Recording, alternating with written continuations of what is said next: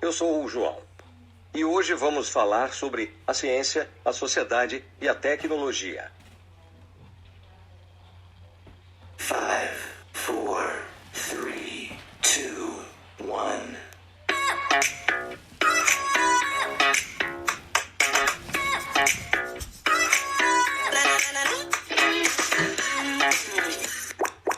Aristóteles define a ciência como o conhecimento das causas pelas causas. É o conhecimento demonstrativo. A ciência é composta por 3 componentes: a observação, a experimentação e as leis. Visa a união entre o conhecimento teórico, a prática e a técnica. Não se utiliza de suposições, mas da comprovação após a aplicação do método científico. Foi o próprio Aristóteles quem definiu que as ciências, no plural, estão relacionadas à maneira de realização do ideal de cientificidade de acordo com os fatos investigados e os métodos empregados. O termo tecnologia, de origem grega, é formado por tecniarte, técnica ou ofício, e por logos, conjunto de saberes. É utilizado para definir os conhecimentos que permitem fabricar objetos e modificar o meio ambiente, com vista a satisfazer as necessidades humanas. De acordo com o Dicionário da Língua Portuguesa da Porto Editora, a tecnologia é o conjunto dos instrumentos, métodos e técnicas que permitem o aproveitamento prático do conhecimento científico, necessidades humanas. Sociedade é um conceito polissêmico, possui muitos significados, utilizado tradicionalmente para determinar um grupo de indivíduos que compartilham algumas características.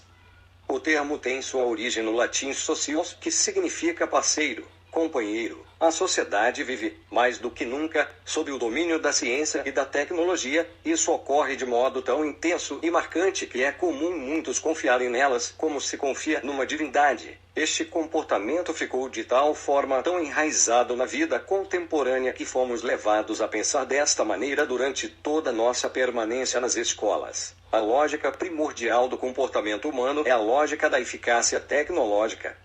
Suas razões são as razões da ciência, a sociedade, a ciência e a tecnologia estão totalmente relacionadas agora. Os estudos sobre a relação entre ciência, tecnologia e sociedade começam a surgir na Sociologia do Conhecimento, na obra de Karl Mann, Ideologia e Utopia, de 1929, que estabeleceu as bases da disciplina científico e as condições sociais nas quais ele se dá.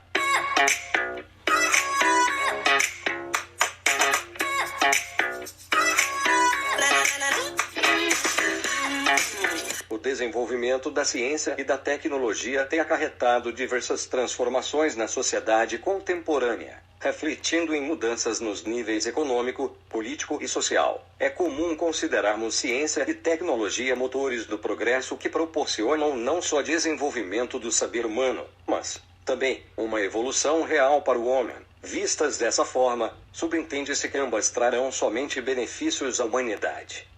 Porém, pode ser perigoso confiar excessivamente na ciência e na tecnologia, pois isso supõe um distanciamento de ambas em relação às questões com as quais se envolvem. As finalidades e interesses sociais, políticos, militares e econômicos que resultam no impulso dos usos de novas tecnologias implicam enormes riscos, visto que o desenvolvimento científico-tecnológico e seus produtos não são independentes de seus interesses. Reforçando esses comentários, comentava Walter Antônio Basso, é inegável a contribuição que a ciência e a tecnologia trouxeram nos últimos anos.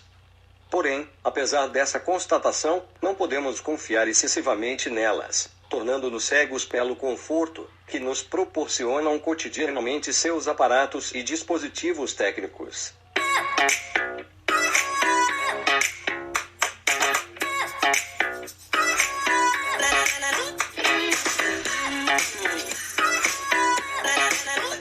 Ao contrário do que pensamos ao ouvir a palavra tecnologia, a mesma não se refere exclusivamente a equipamentos futurísticos, computadores e robôs. A tecnologia, por definição, é qualquer forma de técnica, processo, método ou instrumento de domínio da espécie humana, como algo além do seu corpo para auxiliar em uma tarefa. Tecnologias que marcaram períodos da história foram a invenção da roda, descobrimento do fogo, criação de ferramentas feitas de pedra lascada, entre outras. A tecnologia sempre foi parte da convivência em sociedade e acabou ficando marcada como a principal habilidade da espécie humana. A capacidade de inovar. Quanto mais tecnologias úteis foram sendo inventadas para facilitar o trabalho, mais a humanidade foi ficando dependente da tecnologia, e hoje em dia estamos no ápice da dependência. A maioria da população não aguenta ficar longe de seus celulares, fazendo a tecnologia e a sociedade estarem diretamente ligados.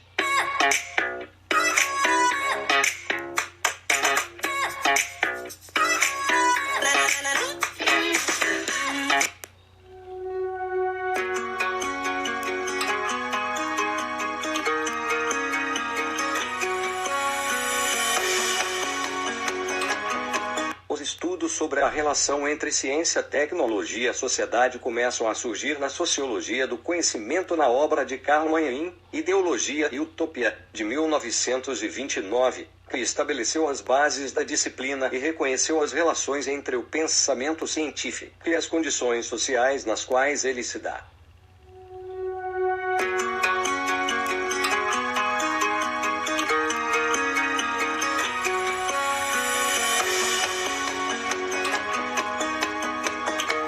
A ciência é o conhecimento adquirido e utilizado na criação de tecnologias. Engloba a física, química, biologia, medicina, psicologia, entre muitas outras. É na relação entre o interesse da sociedade e o avanço da ciência que surgem novas tecnologias para suprir as necessidades da população e facilitar suas vidas, como uma relação de oferta e demanda, onde o interesse é o motor principal para o desenvolvimento da ciência, responsável pela criação e aprimoramento das tecnologias.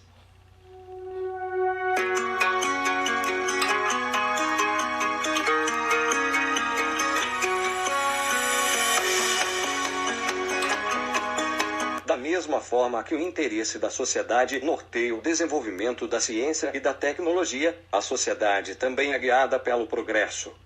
É facilmente perceptível como a sociedade se molda perante o surgimento de novas tecnologias. Há uma relação de dependência muito forte. Nós precisamos dos cientistas e eles precisam de nós, principalmente no cenário atual de pandemia e na busca por uma cura.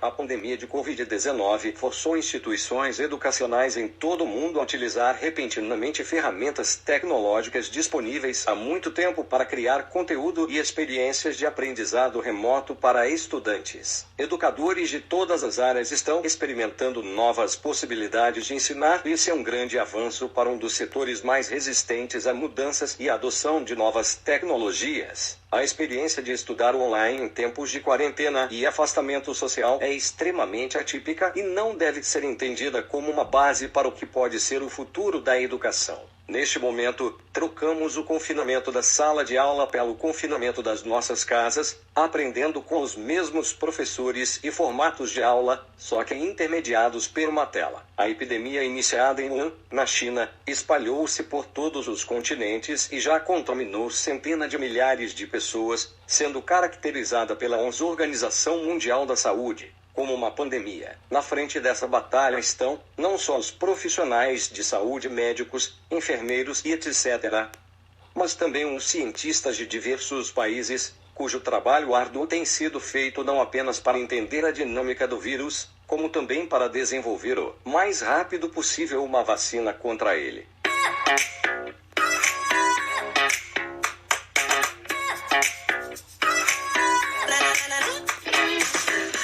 Tomando por base outras doenças virais, supõe-se que a melhor forma de lidar com esta infecção seja a prevenção por vacina. Vacinas são, indiscutivelmente, um dos maiores avanços já obtidos na história da medicina.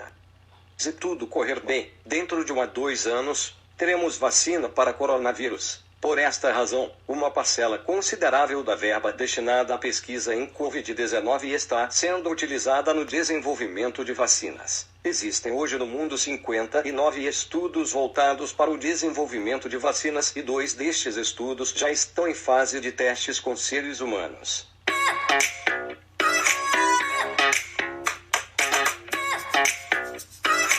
início da utilização do computador era basicamente para fins militares, e o uso do computador para fins educacionais somente se deu a partir de 1950 com Bruce Frederick Skinner. O primeiro computador eletrônico de larga escala, desenvolvido sem partes mecânicas ou híbridas, surgiu apenas em 1945, depois do fim da guerra. O ENIAC foi desenvolvido na Universidade da Pensilvânia e seu conceito foi concebido por John Mauchly e J. Presper Eckert, sob encomenda do Exército dos Estados Unidos originalmente para um propósito, calcular trajetórias balísticas de lançamento de mísseis, algo infernal de fazer na mão e mesmo com tabelas de tiro, padronizadas durante a Primeira Guerra Mundial, não era nada simples usá-las. Ele era operado por cartões perfurados e contava com um time enorme de operadoras, propriamente as programadoras do ENIAC. Apesar de todo esse tamanho, seu poder computacional foi rapidamente superado por outras máquinas, como o Digital Univac, desenvolvido novamente por Mauchly e Eckert em 1951, que era menor, menos comilão e mais poderoso.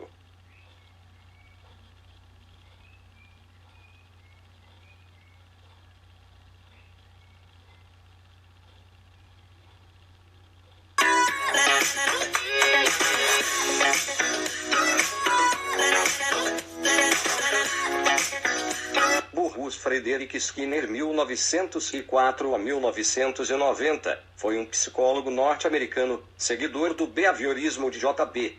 Watson, mas na década de 40, criou o behaviorismo radical com uma proposta filosófica sobre o comportamento humano. Nasceu em Susquehanna, Pensilvânia, Estados Unidos, no dia 20 de março de 1904. Filho de um advogado e de uma dona de casa, desde cedo despertou o interesse sobre o comportamento dos animais. Ingressou no Hamilton College em Nova York, com o objetivo de se tornar escritor. Em 1926 concluiu o bacharelado em literatura inglesa e línguas românicas. Durante 2 anos se dedicou a escrever, mas concluiu que lhe faltava habilidades literárias. Em 1928, Skinner inscreveu-se no curso de pós-graduação em psicologia pela Universidade de Harvard, embora nunca tenha estudado psicologia antes. Concluiu o mestrado em 1930 e o doutorado em 1931, permanecendo na universidade, como pesquisador, até 1936. Nesse mesmo ano, casou-se com Yvonne Blue, com quem viria a ter 2 filhos. Ainda em 1936 começou a lecionar na Universidade de Minnesota, onde permaneceu durante 9 anos. Entre 1945 e 1947 lecionou na Universidade de Indiana, onde se tornou presidente do Departamento de Psicologia. Em 1948 retornou para Harvard como professor titular.